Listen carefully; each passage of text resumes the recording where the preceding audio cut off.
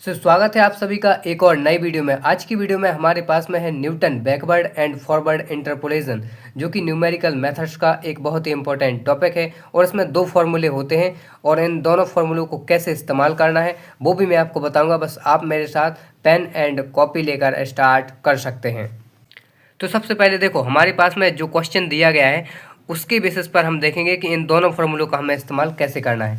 ये जो ऊपर वाला फार्मूला लिखा हुआ है यहाँ पे देखो y और p, यानी कि हमें जहाँ पे y की वैल्यू को कैलकुलेट करना होगा ये वो पोजीशन को बताता है, ठीक है। और y नॉट का क्या क्या मतलब होता है, ये फर्स्ट वैल्यू ऑफ y, तो ये y नॉट। तो ये जो फार्मूला ऊपर लिखा हुआ है ये है हमारा न्यूटन फॉरवर्ड इंटरपोलेशन का फार्मूला, और जो नीचे लिखा हुआ है ना ये है हमारा न्यूटन बैकवर्ड इंटरपोलेशन का। तो इन फॉर्मूलों को आप चाहें तो दोनों को नोट कर सकते हैं। इसके बाद में मैं आपको बताऊंगा कि क्वेश्चन के हिसाब से इन दोनों का इस्तेमाल कैसे करना है। तो अब देखो, इसके बाद में हमें एक टेबल इस तरीके से तैयार कर लेनी है। तो देखो, हमें इसके बाद में ये देखना होता है कि हमें जो क्वेश्चन बोल रहा है मतलब x, यानी यहाँ पे देखो टाइम है ना, तो हमें जो क्वेश्चन बोल रहा है कि t इज इक्वल टू 1.75, यानी x की जो हमें वैल्यू है वो हमें कहाँ पर कैलकुलेट, उसके रिस्पेक्ट में, मतलब x की वैल्यू के रिस्पेक्ट में हमें y की वैल्यू को कैलकुलेट करना है। और ये 1.75 देखो x की वैल्यू ये कहाँ पे आएगी, ये आएगी यहाँ पे 1.5 से 2.0 के बीच में, आगे की तरफ नहीं आ रही, ये कहाँ पे आ रही है, पीछे की तरफ। तो जब हमें कोई भी वैल्यू जो हमारे पास में डाटा पॉइंट्स गिवन है उनमें पीछे की तरफ कैलकुलेट करना है, तब हमें लगाना पड़ता है न्यूटन बैकवर्ड यानी कि पीछे, ठीक है ना। तो तब हमें लगाना पड़ता है पीछे। सपोज करिए कि अगर हमें यहाँ पे 1.0 और 0.5 के बीच में कोई वैल्यू कैलकुलेट करनी पड़ती, तब हम क्या लगाते, हम लगाते न्यूटन फॉरवर्ड इंटरपोलेशन। लेकिन अभी हम लगाएंगे बैकवर्ड इंटरपोलेशन, क्योंकि हमें 1.75 के बीच में वैल्यू को फाइंड करना है जो कि पीछे की तरफ आता है, ठीक है ना, इन दोनों के बीच में लाई करता है इसलिए, ठीक है। तो देखो, हम यहाँ पे लगाएंगे न्यूटन जो कि है बैकवर्ड इंटरपोलेशन का। तो उसके लिए आपको सबसे पहले क्या करना है, ये सारी की सारी आपको वैल्यूज निकालनी है। देखो, जो हमारे पास में फॉरवर्ड वाला फॉर्मूला है उसमें यहाँ पे आता है डेल ऑपरेटर और यहाँ पे आ जाता है नेबला। जो बैकवर्ड है यहाँ पे आ जाता है ये नेबला, और ये है क्या, ये है एक्चुअली में डिफरेंस ऑपरेटर, यानी कि हमें यहाँ पे x और y की वैल्यूज़ के बीच में लगातार डिफरेंस निकालना होता है। क्या करना होता है, एक दूसरे को मतलब सब्सट्रैक्ट करना होता है। तो देखो कैसे करते हैं। सबसे पहले आपको क्या चाहिए है, आपको इतनी सारी वैल्यू चाहिए, तो वही मैंने आपको यहाँ पे लिखा हुआ है डेल वाई एन यानी कि लास्ट वाली वैल्यू। तो फॉर्मूले में केवल डिफरेंस इतना ही होता है कि जो फॉरवर्ड वाला फॉर्मूला है उसमें वाई नॉट आता है, और यहाँ पे जो कि है क्या आ जाता है वाई एन, यानी कि लास्ट वाली वैल्यू, क्योंकि हम लास्ट से ऊपर की तरफ चलते हैं इसलिए। तो ये कुछ इस तरीके से आपको एक टेबल तैयार कर लेनी है और इसमें अब आप एक्स और वाई की वैल्यू को एज इट इज लिख देंगे। तो देखो, मैंने यहाँ पर एक्स और वाई दोनों की वैल्यूज़ को सब्सटीट्यूट कर दिया है। इसके बाद में आपको डिफरेंस निकालना है। अभी हम इस्तेमाल कर रहे हैं न्यूटन बैकवर्ड, तो हमें चलना है यहाँ से हम डिफरेंस को निकालना चालू करेंगे। पहले हम इन दोनों वैल्यूज़ के बीच में डिफरेंस को निकालेंगे, उसके बाद में हम इन दोनों वैल्यूज़ के बीच में डिफरेंस निकालेंगे, उसके बाद में इसके बीच में। तो हमें कुछ इस तरीके से चलना है। तो देखो, सबसे पहले हम यहाँ पर डिफरेंस निकालेंगे तो ये आ जाएगा हमारा 1.75, जो कि हमारा हो जाएगा फर्स्ट डिफरेंस। फिर इसके बाद में हम 2.25 और 1 पॉइंट इसके बीच में निकालेंगे डिफरेंस, तो हमारे पास में आ जाएगा ये 1.25। उसके बाद में हम इन दोनों के बीच में निकालेंगे तो हमारे पास में जो आ जाएगा डेट इज़ 0.75, ठीक है ना। और यहाँ पे देखिए अभी एक चीज़ और मिस रह गई, यहाँ पे आ जाएगा 0.25। अब ये यहाँ पे क्यों आएगा, क्योंकि यहाँ पे x की वैल्यू में भी 0 था और y की वैल्यू में भी 0 था। तो जब आप 0.25 में से मतलब माइनस करोगे 0 को तो वही वैल्यू आ जाएगी, ठीक है ना। तो ये इस तरीके से हमारा first difference operator that is nabla Y N आ जाएगा। इसके बाद में आपको क्या करना है, यही प्रक्रिया यहाँ पे फिर से दोहराई जाएगी। इन दोनों के बीच में अब आप डिफरेंस को निकालेंगे, फिर आप इन दोनों के बीच में, और फिर आप इन दोनों के बीच में डिफरेंस निकालेंगे और यहाँ पे लिखते जाएंगे, ठीक है ना।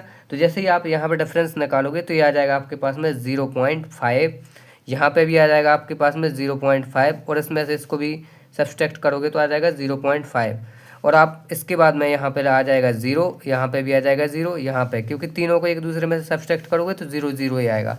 तो अल्टीमेटली हमारे पास में ये प्रक्रिया हमें तब तक दोहरानी है जब तक कि आप एंड रिजल्ट आपका 0 तक नहीं पहुँच जाता, ठीक है ना। तो ये हमारे यहाँ पे 0 तक पहुँच गया है, तो बस हमें यहीं पर करके इसको छोड़ देना है। तो इसके बाद में देखो हमें कुछ और भी वैल्यूज चाहिए हैं जो कि हम कुछ इस तरीके से फाइंड करेंगे। यहाँ पे हमें जो वैल्यू चाहिए है वो है एक्स पी यानी कि क्या, जहाँ पे हमें वैल्यू कैलकुलेट करनी है, डेट इज़ 1.75। और इसके बाद में हमें एक्स एन की भी वैल्यू मतलब चाहिए पड़ेगी। तो हमारे पास में एक्स एन की वैल्यू है 2.0।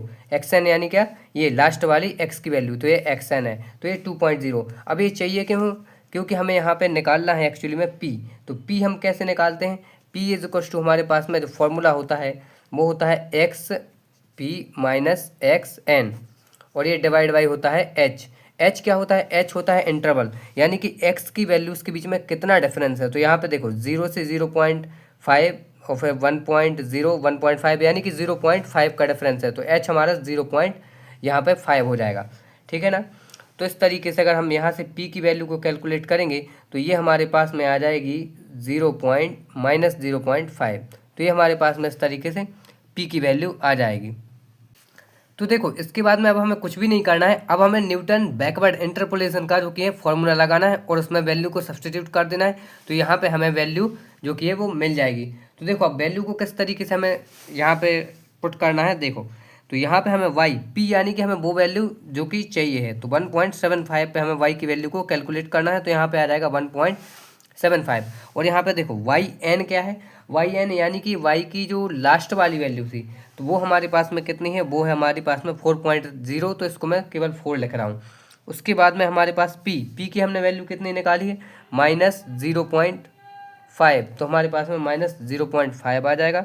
और इसके बाद में क्या है हमारे पास में नेबला वाई एन। तो उसको जब हमने डिफरेंस निकाला था तो हमारे पास में कितना आया था, वो आया था 1.75। तो इसके साथ में मल्टीप्लाई में लिखा जाएगा, ठीक है ना।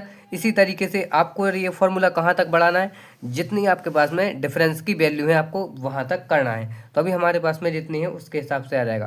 तो यहाँ पे 0.5 और यहाँ पे इसको आप ऐड करेंगे तो ये आ जाएगा +1 इंटू यहाँ पे आ जाएगा 0.5 और ये भी आ जाएगा यहाँ पे 0.5। यहाँ पे केवल वैल्यूज़ को सब्स्टिट्यूट करना है, डिवाइड बाई 2 फैक्टोरियल प्लस, और यहाँ पे ये आ जाएगा आपका -0.5 +1 -0.5 +2 जो कि पी की वैल्यू, -0.5 +3 और यहाँ पे 3 फैक्टोरियल, बट इसके मल्टीप्लाई में है 0 तो ये पूरी टर्म 0 बनेगी।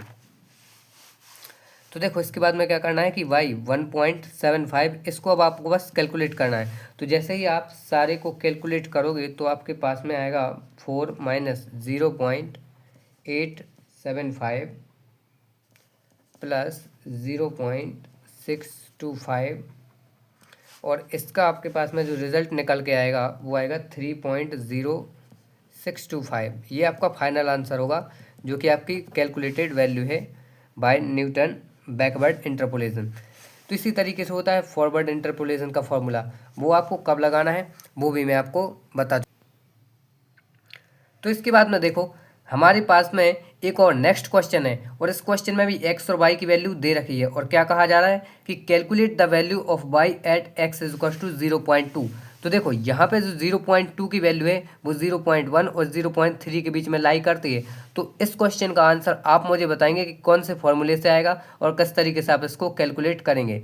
खैर मैंने आपको दोनों फार्मूले बता दिए हैं, आपने लिखे होंगे, तो उसी से आपको सॉल्व करना है कि अगर हमें वैल्यू आगे कैलकुलेट करनी है तो कौन सा फॉर्मूला लगेगा, और उसके बाद में आप कमेंट करके बता सकते हैं। धन्यवाद।